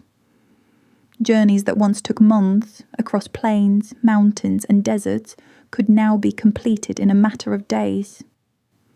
This was not simply a matter of convenience. It reshaped migration. People moved westward in larger numbers, drawn by land, resources, and the idea of new beginnings. Towns formed along railway lines. Trade expanded. The railway did not just carry people, it influenced where they chose to go. It reorganized space. In Europe and parts of Asia, similar patterns emerged. Railways strengthened political control, allowing governments to move goods, information, and people more efficiently across their territories. Movement became part of national systems. But while rail dominated long-distance land travel, another transformation was quietly taking shape on roads. For centuries, roads had been shared spaces used by pedestrians, animals, and carts. Movement was slow, uneven, and shaped by the condition of the ground. In the late 19th century, a new kind of vehicle began to appear: the automobile. Early models were experimental and often unreliable. They required frequent repair. Roads were not yet designed for them. Many people viewed them as novelties rather than practical tools. But inventors continued. One of the key figures in this development was Carl Benz, whose work in the 1880s produced one of the first practical automobiles powered by an internal combustion engine. This engine worked differently from steam. Instead of generating motion from external heat, it relied on controlled explosions inside a small chamber. A mixture of fuel and air was ignited, producing expanding gases that pushed a piston. This motion was transferred through a crankshaft to turn the wheels. It was compact, self-contained, and adaptable. Unlike steam engines, which required large boilers and constant water supply, Internal combustion engines could be fitted into relatively small vehicles. This changed the scale of movement. Energy became portable. The automobile introduced a powerful idea: individual mobility. Trains followed fixed routes, ships moved between ports, but a car could, in principle, travel wherever roads existed. It allowed movement that was flexible, personal, and less dependent on centralized systems. At first, this possibility was limited. Cars were expensive, roads were often rough or unpaved, fuel distribution was inconsistent. But the idea itself began to reshape expectations. Movement, after becoming structured by railways, was becoming personal again. At the same time, another form of transport spread quietly but widely: the bicycle. With the development of the safety bicycle in the late 19th century, featuring 2 equal-sized wheels and a chain drive, cycling became more stable and accessible. It did not require fuel, only human effort, but it extended the range of movement significantly. People could travel farther in less time without relying on animals. The bicycle had subtle but important effects. It influenced clothing, allowing for more practical designs.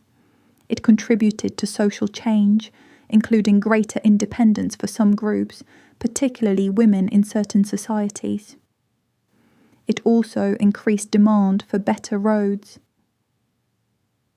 In many places, early road improvements were driven not by cars, but by cyclists. Technology responded to need. And then, as often happens, it expanded that need further.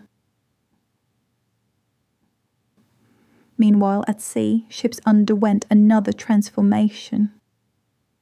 Steam power gradually replaced sails, leading to vessels that were larger, faster, and more reliable.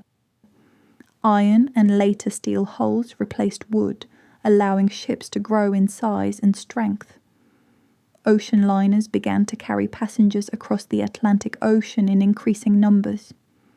These ships were not only functional, they were designed for comfort. Cabins, dining halls, and social spaces made long journeys more manageable, even pleasant, for those who could afford them. Travel, for some, was becoming an experience rather than a hardship. At the same time, millions of others crossed oceans under very different conditions. Large-scale migration from Europe to the Americas reached its peak in the 19th and early 20th centuries.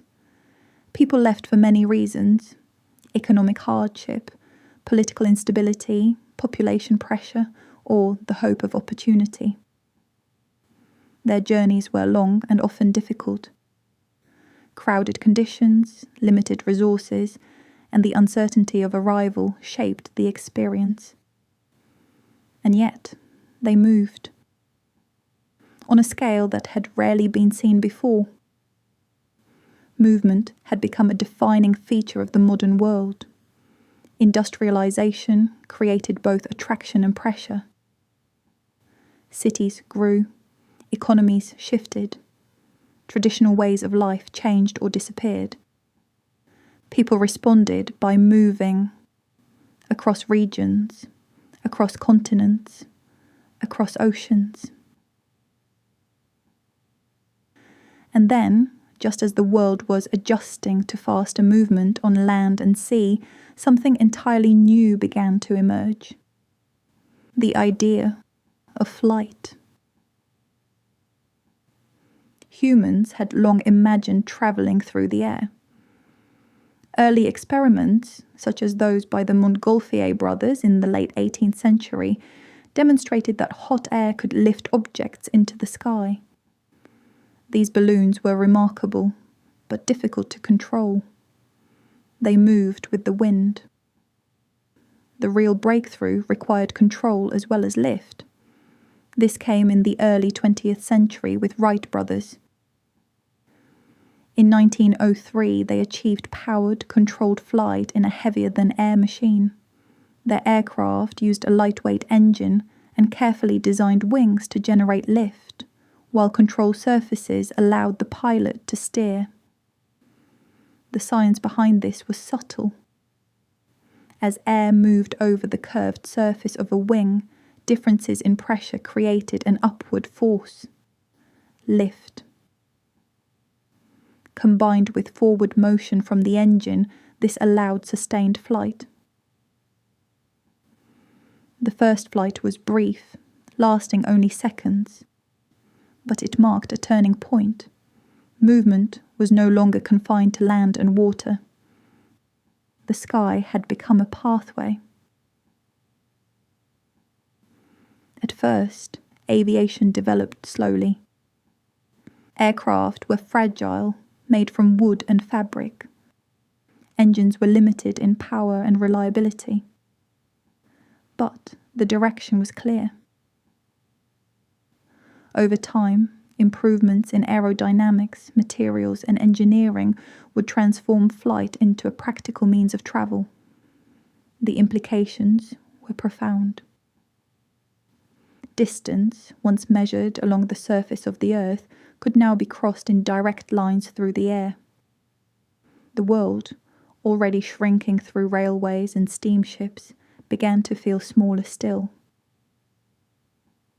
And yet, beneath all of these changes, a familiar pattern remained. Humans continued to move for many reasons: survival, opportunity, curiosity, ambition. Technology did not replace these motivations. It amplified them. Each new system, railway, automobile, bicycle, steamship, airplane, extended the reach of human movement. It made journeys faster, more varied, more accessible. But the desire to move, to go beyond what is familiar, remained steady. By the early 20th century, the pace of change had accelerated to the point where each generation experienced a world different from the one before it. Travel was no longer what it had been, and it would not remain as it was for long.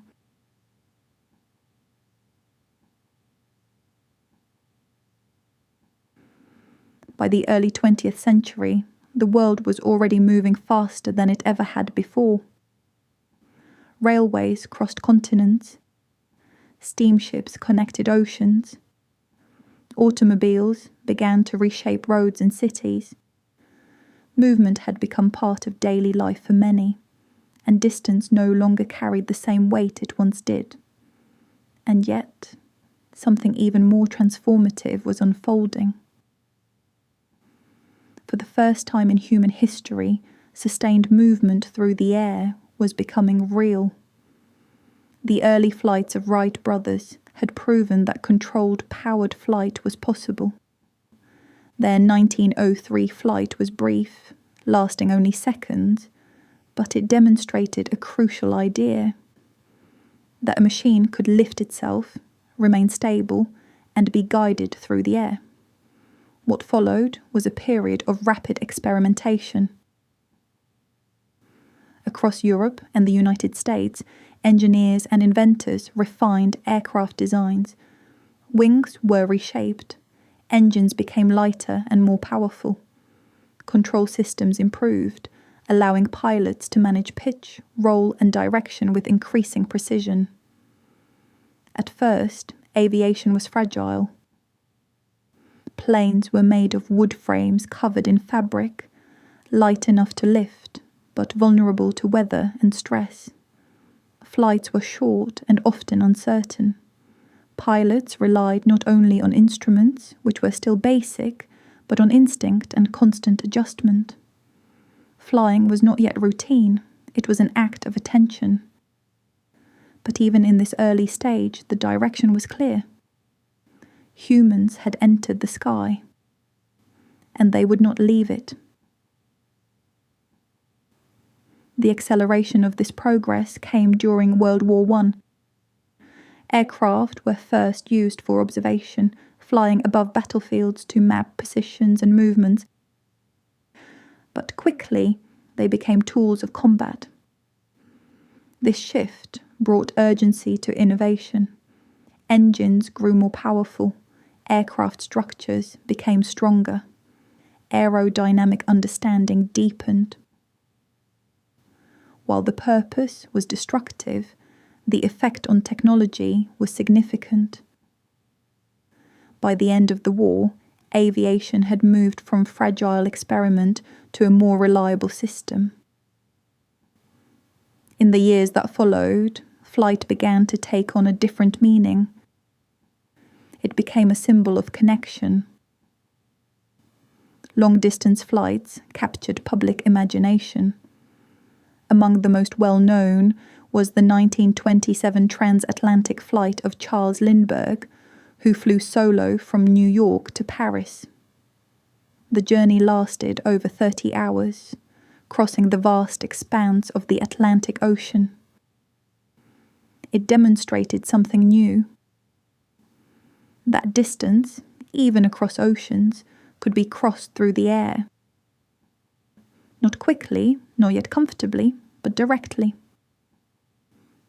Airlines began to form. At first, flights were limited. Aircraft carried only a small number of passengers. Cabins were noisy. Vibrations were constant. Weather could interrupt journeys. But gradually, systems developed. Routes were mapped. Airports were constructed. Navigation improved with the use of radio signals and ground-based beacons. Pilots no longer relied solely on visual landmarks. They could follow invisible paths across the sky. Aircraft became larger, more stable, more reliable. Then came another major shift: the jet engine. Unlike propeller-driven aircraft, which pull themselves through the air, jet engines produce thrust by pushing high-speed exhaust gases backward. According to basic physics, this creates a forward force, propelling the aircraft ahead. The principle is simple. Air is drawn in, compressed, mixed with fuel, ignited and expelled at high speed. The result is continuous thrust.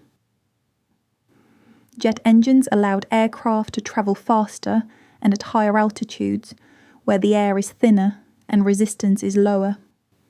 This reduced travel time and improved efficiency over long distances.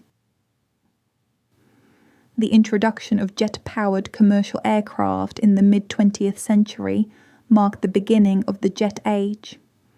Aircraft, like the early jetliners, transformed global travel. Journeys that once took days by ship could now be completed in hours. Crossing continents became routine. Time zones, once abstract, became part of everyday experience. The idea of far away began to change. The sky, once empty, had become a network. Air travel also changed how people experienced the world. For the first time, large numbers of people could travel internationally with relative ease. Tourism expanded. Business relationships stretched across continents. Families separated by oceans could visit each other within a single day's journey. Movement became global, not only in reach, but in frequency. Airports emerged as new kinds of spaces.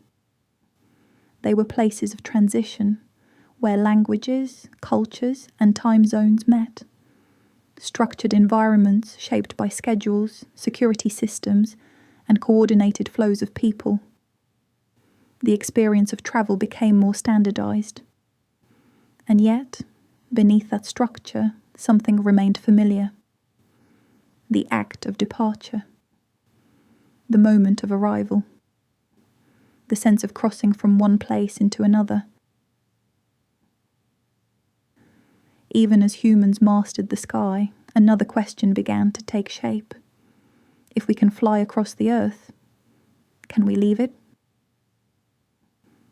This question became real during the mid-20th century in a period known as the space race. In 1961, Yuri Gagarin became the first human to travel into space and orbit the Earth. For the first time, a human being had moved beyond the atmosphere. The experience was unlike any form of travel before it. There was no air to carry sound, no familiar horizon, no sense of up or down in the usual way. Only motion, continuous, silent, and vast. A few years later, in 1969, astronauts from NASA reached the moon during the Apollo 11 moon landing. Neil Armstrong and his fellow crew members stepped onto its surface. The distance they travelled was immense, but the shift was not only physical. For all of human history, movement had taken place across the surface of Earth or just above it. Now that boundary had been crossed entirely. The moon, once an object of observation, had become a destination. Space travel introduced a new scale. Distances expanded beyond anything experienced before.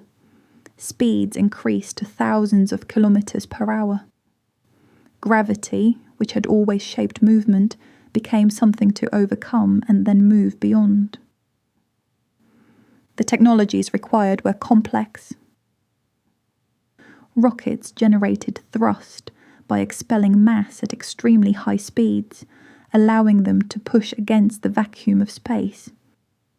Guidance systems calculated trajectories with precision. Life support systems maintained breathable air, temperature, and pressure.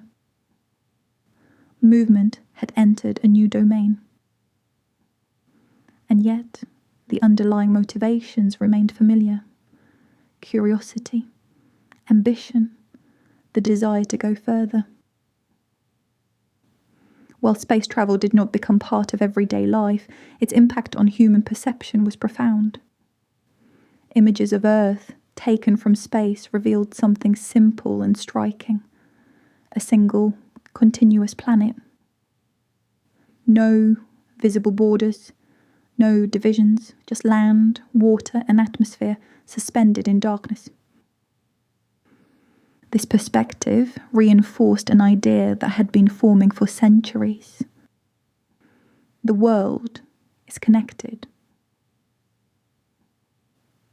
Back on Earth, the second half of the 20th century saw further expansion of mobility. Automobiles became widespread, especially in places like the United States. Highways stretched across countries, forming networks designed for speed and efficiency. Personal travel became flexible. Individuals could choose their routes, their timing, their destinations. At the same time, global air travel continued to grow. Aircraft became larger and more efficient. Hundreds of passengers could cross oceans in a single flight. Long-distance travel became routine, even as the systems supporting it grew more complex than ever. There is a quiet contrast here. Movement feels simple, but the systems behind it are intricate. Air traffic control coordinates thousands of flights. Engineers maintain safety standards across global fleets. International agreements regulate airspace and operations. All of this works together, often unseen. From the traveller's perspective, movement feels smooth, effortless. This is one of the defining features of modern travel. The complexity is hidden. By the end of the 20th century, humans had achieved something remarkable. They could move across the planet quickly and consistently. They could cross oceans in hours. They had stepped beyond Earth itself and reached another world. The journey that began with footsteps had reached the sky and beyond it. And yet, even now, the story continues. Because movement is no longer only physical. A new kind of travel is beginning to emerge. One that does not rely on engines or distance in the traditional sense. A form of movement shaped not by roads or skies, but by information itself.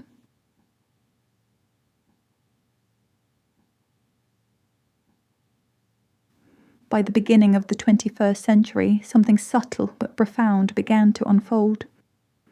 For thousands of years, movement had meant one thing: the physical act of going from one place to another.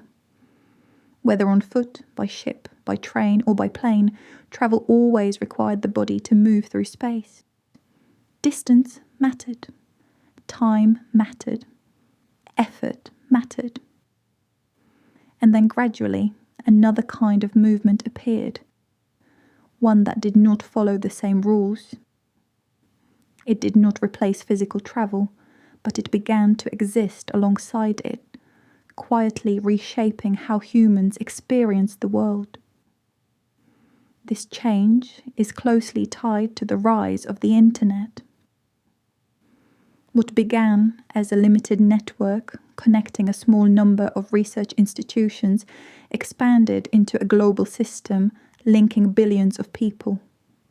Underlying this system are physical structures, fiber optic cables laid across oceans, satellites orbiting the Earth, and data centers processing vast amounts of information. Signals travel as pulses of light through glass fibers. Information moves at near the speed of light. This is movement too, but it is movement without mass. Through platforms such as Google Earth, Instagram, and YouTube, individuals can now see, hear, and learn about places without physically being there. For the first time, it became possible to explore the surface of the Earth from a single location. You can look down at cities from above, zoom into streets, follow coastlines, cross deserts, and move between continents in moments. You can watch a sunrise in one country, and seconds later, a night market in another. This is a new form of movement, not of the body, but of attention. It changes something in the human experience of distance. Places that once felt remote become familiar. Names become images. Images become experiences. Partial, mediated, but still meaningful. The unknown, which once required long and uncertain journeys, becomes accessible almost instantly. And yet, this does not reduce the desire to travel. In many cases, it strengthens it. Seeing a place often creates a sense of curiosity rather than completion. A photograph suggests texture, but not temperature. A video captures sound, but not presence. The digital experience reveals just enough to invite something deeper. It becomes a beginning, the first step of a journey that may or may not become physical. At the same time, technology has transformed physical travel itself. Air travel has become more efficient, more widespread, and more integrated into daily life. Booking a journey, which once required time and intermediaries, can now be done instantly. Navigation has shifted from memory and paper maps to dynamic systems such as Google Maps, which provide real-time directions, traffic conditions, and alternative routes. Global positioning systems, GPS, use signals from satellites orbiting Earth to determine location with remarkable precision. By calculating the time it takes for signals to travel from multiple satellites to a receiver, position can be determined within meters. This reduces uncertainty, not completely, but significantly. You can know where you are going, how long it will take, and if conditions change, you can adapt instantly. Travel becomes less about finding the way and more about choosing among many possible paths. This creates a different relationship with space. The landscape is still there, but it is overlaid with information, routes, reviews, images, data. Movement becomes guided not only by geography, but by layers of digital knowledge. At the same time, the scale of global movement continues to expand. Millions of people cross borders each day for work, for tourism, for study, for connection. Migration continues, shaped by opportunity, conflict, climate, and personal decisions. Cities grow more diverse, carrying traces of movement from across the world. Airports, train stations, highways, all remain in constant motion. And yet, within this movement, there is also a new kind of stillness. Because while bodies move across the planet, information moves faster. A message travels instantly across continents. A conversation can happen in real time between people who are thousands of kilometers apart. Work, learning, and collaboration can occur without physical travel. This introduces a quiet question. If we can be present without moving, what does movement mean? The answer is not simple. Because even in a world shaped by digital connection, physical presence holds something distinct. To stand in a place, to feel its air, to hear its sounds without mediation, to move through it with your own body. These experiences remain grounded, direct, and unfiltered. In some ways, physical travel becomes more intentional. Not just something that happens out of necessity, but something chosen for depth, for immersion, for sensation, for perspective. At the same time, new frontiers of movement continue to emerge. Private space travel, once limited to national programs, is slowly expanding through companies such as SpaceX. Reusable rockets, improved materials, and new engineering approaches are changing how access to space is imagined. The distances involved remain vast. The challenges, technical, environmental, human, are significant, but the pattern is familiar. Curiosity leads, technology follows, movement expands. There is also a growing awareness of the impact of movement. In earlier centuries, travel was often viewed primarily in terms of opportunity and expansion.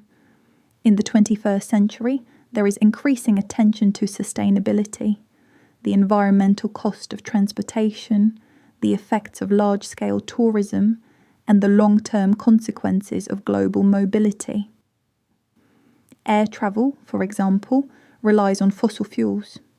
Road transport shapes landscapes and ecosystems. Even digital systems require energy. Data centers consume electricity. Networks must be maintained. Movement has consequences. And this awareness adds another layer to the story. Travel becomes something to consider, not just to pursue. A balance between connection and impact. And yet, despite all these changes, something remains constant. The human inclination to move. From early migrations across Africa, to caravans crossing deserts, to ships navigating oceans, to trains, cars, planes, and spacecraft, the forms have changed, but the impulse has not. It continues in new ways, sometimes as physical motion, sometimes as attention, sometimes as curiosity directed through a screen. If you pause and consider the full arc of this journey, it stretches across an immense span of time. From footsteps on open land, to caravans moving through shifting sands, to ships guided by stars, to engines pulling trains across continents, to aircraft crossing the sky, to humans stepping onto the moon, to the quiet movement of information across invisible networks. Each stage builds on the last. Each extends the range of what is possible. But none replace the original impulse. They simply give it new forms.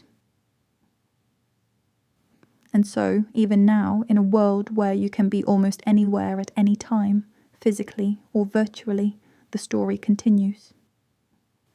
Not because it must, but because, in a quiet and persistent way, humans have always kept moving.